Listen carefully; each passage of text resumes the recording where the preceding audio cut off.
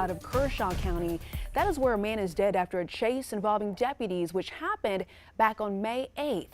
The coroner identifying the suspect, who died as 38-year-old Antwan Washington from the Cassatt community. Again, this happening over in Kershaw County. Now, right here, you're seeing video from that chase. Kershaw County Sheriff Lee Bone updating the public during this evening's news conference.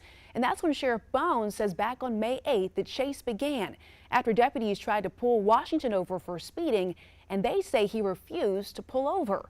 Bone says this chase got up to speeds of 85 miles per hour and lasted roughly 10 minutes. Now, that's important because Sheriff Bone says that's an unusually long period of time when it comes to a car chase.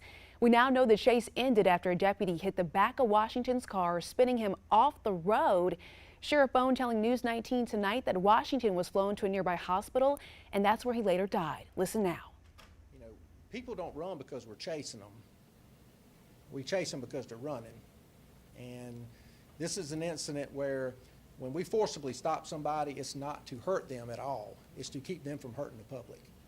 And this is a key example of this. The way he was driving, and you know, when he come over Highway 1, and the way he was driving, even though there was few vehicles out there at any time, he could have hurt somebody else, and we didn't want him to hurt anybody else. So again, you know, we don't ever forcibly stop a vehicle to hurt the person inside.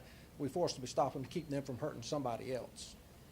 That news conference was about an hour ago at 4 o'clock, so the updates continue coming into News 19.